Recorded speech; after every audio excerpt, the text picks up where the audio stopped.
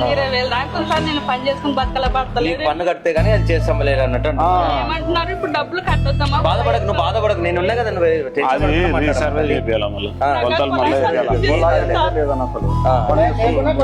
ఇది టేకప్ చేయి, ఈ నోమ నువ్వేం బాధపడదు, మా వాడు చూసుకుంటాడు. నీకు ఈ సమస్య లేకుండా ఇది క్లియర్ చేపిస్తాం వాళ్ళతో. మేజర్ ఇది అయిపోతే వాళ్ళకి ఇది అప్లికేషన్ చేసుకోవచ్చు. ఏపించుకెళ్ళేవు కాబట్టి నీకు పన్ను పెడుతున్నాం. డోంట్ వరీ తల్లి, నువ్వేం బాధపడదు. మాకు చెప్పలేదు వాళ్ళు చేయట్లేరు. నీకు 5,000 గవర్నమెంట్ వచ్చింది కదా, నువ్వు బాధపడదు తల్లి. నీకు ఇప్పుడు కూడా పెట్టినావు కదా, అది కూడా వస్తుంది. నెక్స్ట్ నీకు కూడా నెలకు అవి కూడా వస్తాయి. నువ్వు మంచిగా నువ్వు టెన్షన్ పడకు.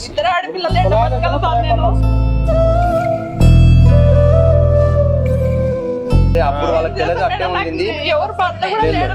ప్రాబ్లం ఏంటంటే రైట్ ఆఫ్ చేయమని నేను ఎందుకు అడుగుతున్నా అంటే వీళ్ళకు ఆ నాలెడ్జ్ లేదు. ఆ టైంకి వాళ్ళకు ఎవరైనా హ్యాండ్ హోల్డింగ్ చేసి చేపించింటే బాగుండేది. 5 years వీళ్ళకి ఎవరు హ్యాండ్ హోల్డ్ చేయలేదు, ఆమెకు తెలియదు. వాళ్ళు ఇవి చాలా ప్రాబ్లం. ఒక కులాయి లేదు, మళ్ళీ దానిపై 20,000 ట్యాక్స్ కట్టాలంటే వాళ్ళకి అది ఇబ్బంది అవుతుంది. అందువల్ల మీరైతే మీ అబ్జర్వేషన్స్ మీరు ఒకసారి చేసి కరెక్ట్ గా పంపించండి. యా ఎందుకంటే సర్వీస్ మోటివ్ లోనే ఉన్నారు కాబట్టి సర్వీస్ చేస్తే మనకు కూడా బెటర్ అండి ఇక్కడ. థ్యాంక్ యూ ప్లీజ్ ఇది చేయండి తప్పకుండా. ఆమె చాలా బాధపడుతుంది, 5 ఏళ్ల నుంచి కాలే అంటుంది. తప్పకుండా చేపియండి ఇప్పుడే. నమస్కారం సార్, మాకు ఎమ్మెల్యే మేడం వాళ్ళకి అడిగితే మాకు కొలాయి లేదని కనెక్షన్ ఇచ్చినారు సార్.